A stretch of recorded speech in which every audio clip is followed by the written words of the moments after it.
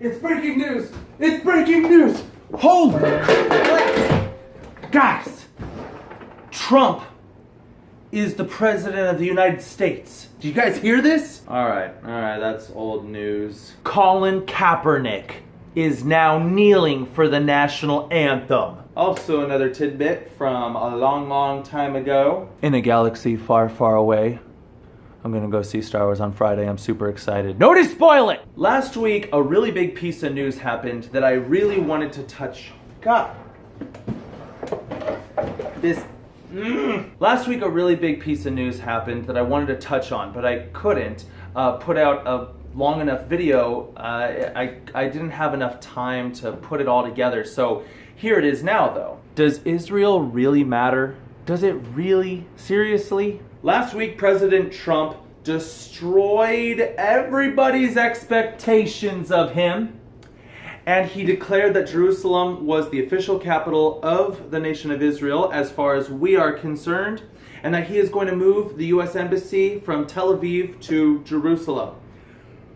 Yes! And everybody's been going on and on and on about it's going to start wars, blood's going to spill in the streets, there's going to be violence everywhere. Nobody's going to agree with this. Everybody's going to hate you, Trump. It's caused so much backlash. I mean, I'm talking about mainstream media, social media, other international community. Everybody's just crashing down on President Trump for this call.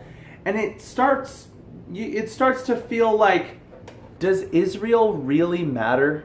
I mean, should the U.S. really get its hands dirty with this Middle Eastern, Israel-Palestine question? It's easy to start thinking that because of all the uproar over this decision.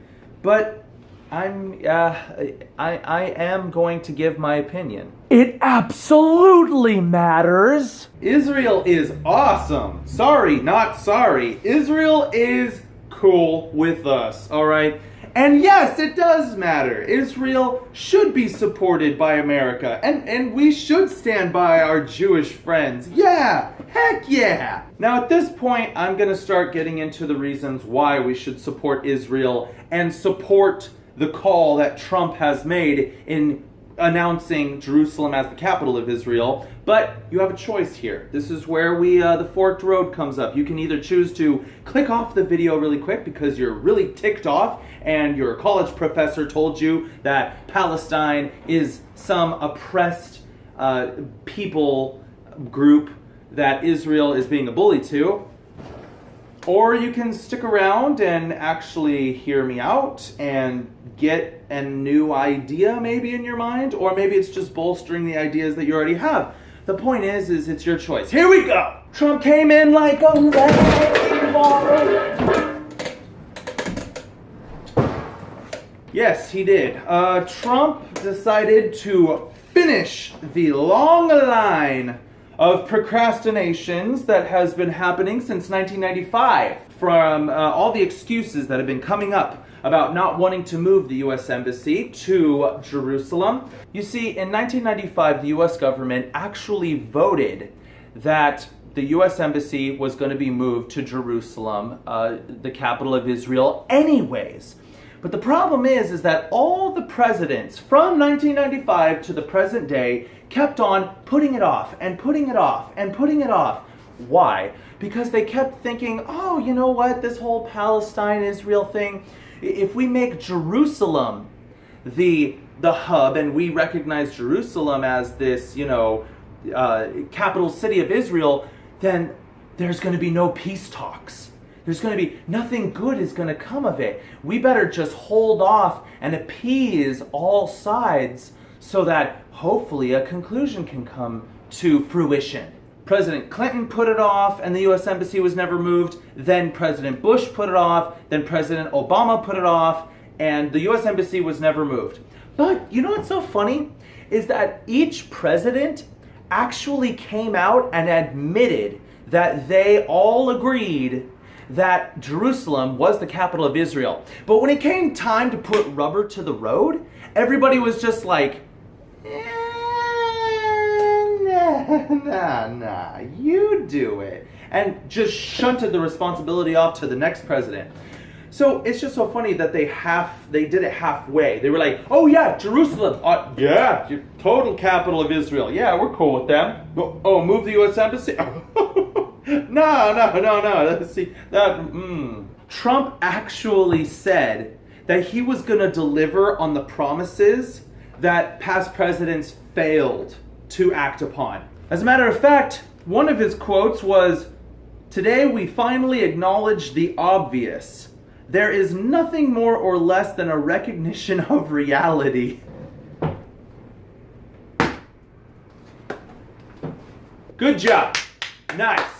Owning it. 100%, not being quiet about it. Now, I have criticized Trump before in previous videos, so before any of you start to say, "You're just a red meat cheerleader," no, I'm quite objective about many blunderous policies that Trump wants to take part of and put forth. So this actually is a good surprise that I am very happy about that's coming out of his administration. A little thing I want to add is that whenever these past presidents openly acknowledged that they saw Jerusalem as the capital of Israel, everybody would applaud it. Oh my gosh, what bravery! But then as soon as Trump does it and he actually acts upon it and says, hey, we're actually going to do the move, let's move it huge. We're going to make the embassy huge. Well, then everybody just starts losing their minds. Funny how that works, huh? Now, why do I believe that we should just straight up support Israel? No doing it halfway, just they're our buddies, we help them through the hard times, we support them, we're there for them. I am going to talk about the reasons why I decide to support Israel, and they come from the Bible. Now, the first verses that I'm going to talk about come from Genesis chapter 12, verses 2 through 3. Now, some of you may already know this passage, but for those of you who don't, God is giving a promise to Abraham about his plans for Abraham's descendants. It goes, "I will make you a great nation. I will bless you and make your name great, and you shall be a blessing. I will bless those who bless you, and I will curse him who curses you. And in you all the families of the earth shall be blessed." Now, as we see in history, that is actually true to this day. If you're messing with the Jewish people, some bad things are going to happen to you. You are going to fail. But if you support the Jewish people, God's people, then you're going to be blessed in one way or another, and history shows us that as well. I don't really have the time to go into the pure history of curses and blessings that have come upon those who have either helped or hurt the Jewish people. But I think in the future, if enough interest is shown, I have no problem giving examples and taking you through a very basic history of the Jewish people and what actually the blessings that have come to America for helping the Jewish people. Not to mention the ways that Israel has actually brought blessings to the free world. Hey guys, sorry about that. Man, that camera angle was getting so torturous to watch. The second set of verses that we get for encouraging us to support the nation of Israel, both spiritually and in moral support as well, it comes from Psalm chapter 122, verses 6 through 9, and it says, "Pray for the peace of Jerusalem. May they prosper who love you. Peace be within your walls, prosperity within your palaces. For the sake of my brethren and companions, I will now say, peace be within you. Because of the house of the Lord our God, I will seek your good." Not to mention that salvation, the salvation that I partake in as a Christian, it comes from the Jews. Jesus was a Jew. He came from the nation of Israel. And so the gospel that came with Jesus, it originated with them, with that people group. And so I'm going to do everything I can to try and bless them and try and pray for them and support them. And there are some people who say like, so you support the nation of Israel. That must mean that you support everything that the Israeli government does. No, that's not true. Remember, just because I support a people group does not mean that I agree with everything their government does. I love America. I am so passionate about this country that we live in, if you guys haven't been able to tell already.